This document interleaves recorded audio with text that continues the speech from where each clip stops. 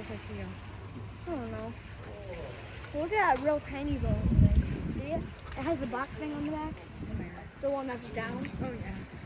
It's like a little speedboat. It looks like pretty tiny.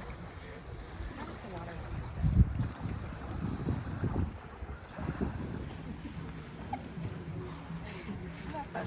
And then There's no people. There is no people. South, just because I'm like, I bring myself where I thought they would actually need my code. You're sneaking with us.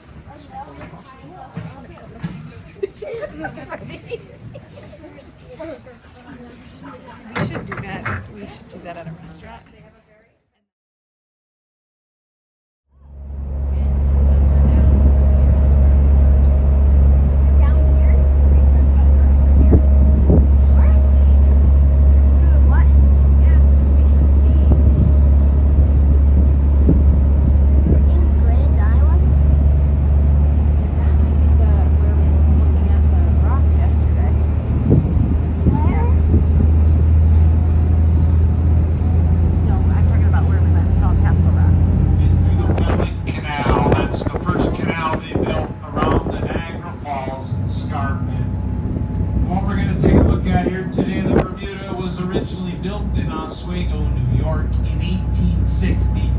Civil War era vessel, entirely out of white oak, almost perfectly intact except for some damage done by the salvage operation and the stripping of the sails and the rigging.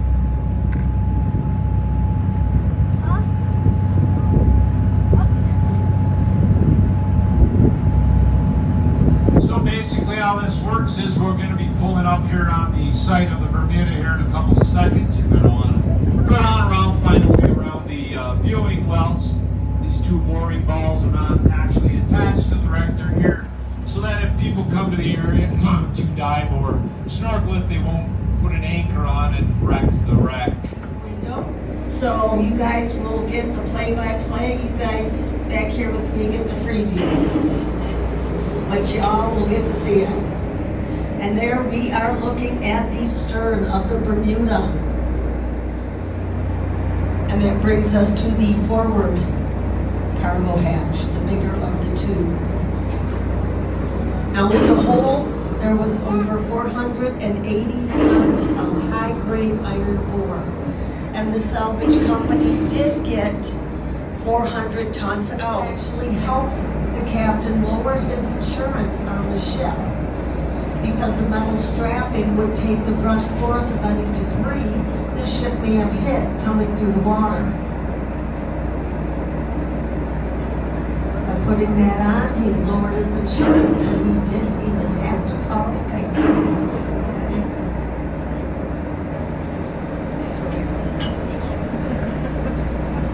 We're going to go back over the ship again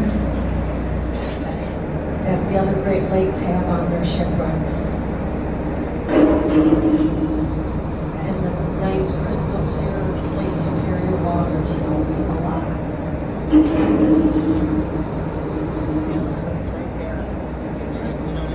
The Bermuda was one of over 360 Welland Canal schooners built to go through the Welland Canal in New York. None of them were longer than 150 feet or wider than 30 feet. With them being so close in size, we're able to take different things like the mast, the sails, riggings, all that, and use them on other ships. One ship went down and get what they could from it and just put it on the next one. Captain John mentioned this is only one or two intact that we know of.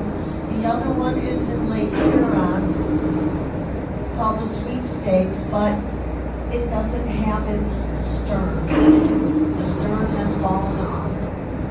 So this one is the only intact one that we're aware of.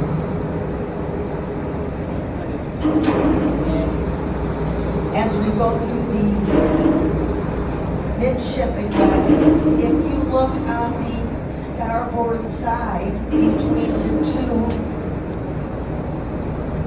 cargo hatches, in some of the damaged area, you might see what looks like a telephone pole sticking out of the deck. This is the boom that they used to bust the deck boards. When they got done with it, they just tossed it into the ship, and there it sits. And if you don't know what a boom is, you guys, you know that thing that the sail is connected to down at the bottom? And if you don't duck quick enough, boom, hits you in the head.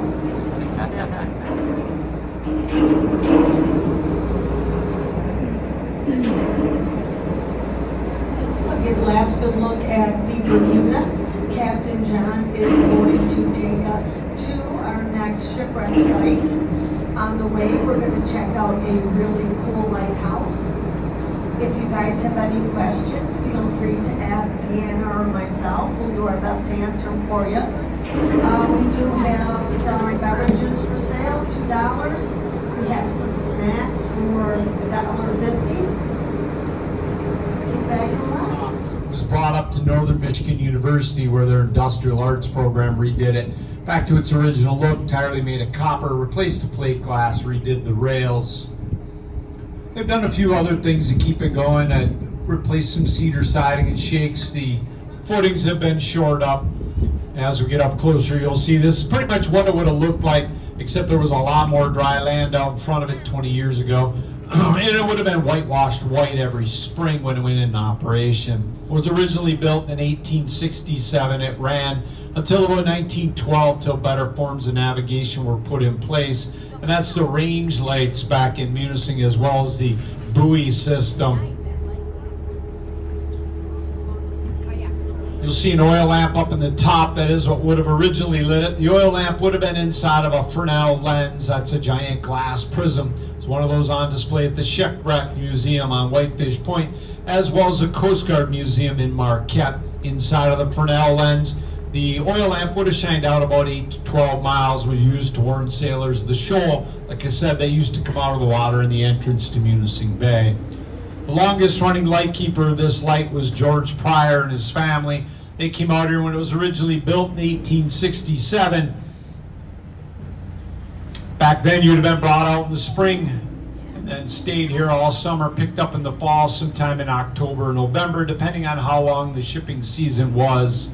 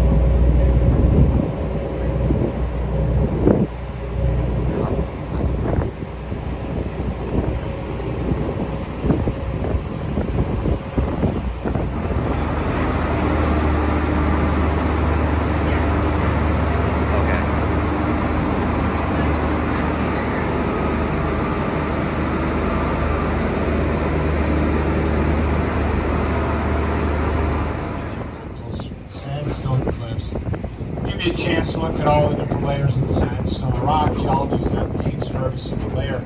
Most are named for rock formations and counties, like an Alger layer, Between Rocks layer, Miners layer, Marquette, Train layer, and so forth. One of the layers not of a county and not of a rock formation. It's nowhere around Grand Island and along the Pitcher Rocks.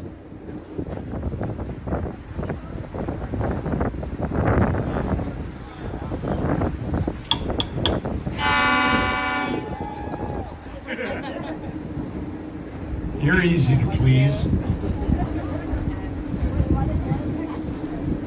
There's also some other rock formations along here. You'll see some caves, big and small. Up here a little ways is a portal. They call it a portal because you can go through one side and out the other. I'm sure they went through with the kayaks. Canoes, you get through with a small power boat. There's lots of these portals and caves all along the pictured rocks and around the island.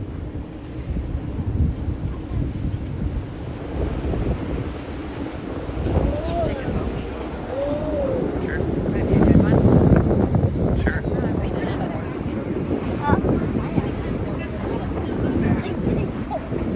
This one is too big. Well, if there's a really, really big world, yeah.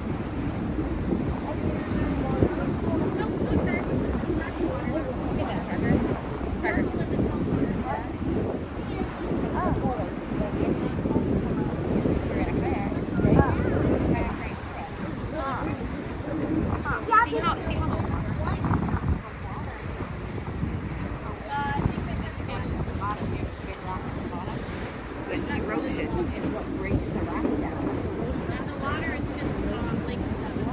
What is the ground? Probably large chunks of rock. It will go all the way down to 8 feet at the edge of the reef. And now we are starting to see the side section.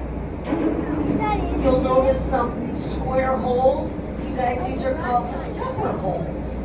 And what their function is the scupper is where the deck meets the side of the ship.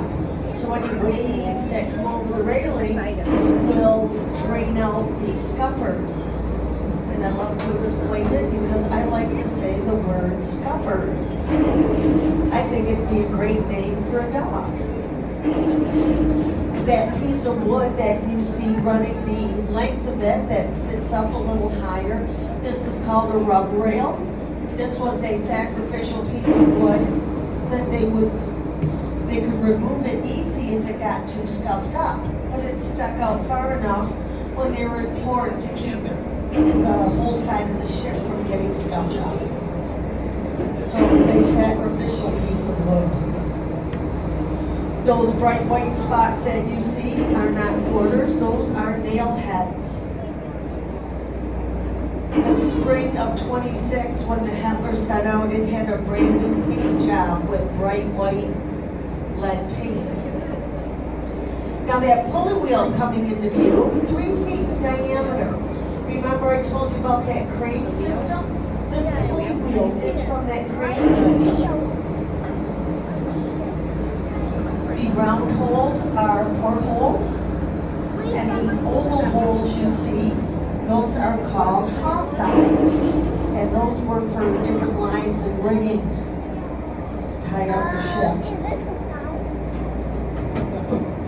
The open scenes where they threw the dynamite charges, and coming into view at 8 feet tall, 5 feet wide, 2,500 pounds. The anchor to the Hetler. There's an anchor. It had been salvaged in the 60s and sat as a lawn ornament for over 30 years, hence the pretty light blue color. And when the professor who salvaged it retired, he and Captain Pete from Shipwreck Tours put it back pretty much where it was found in the first place.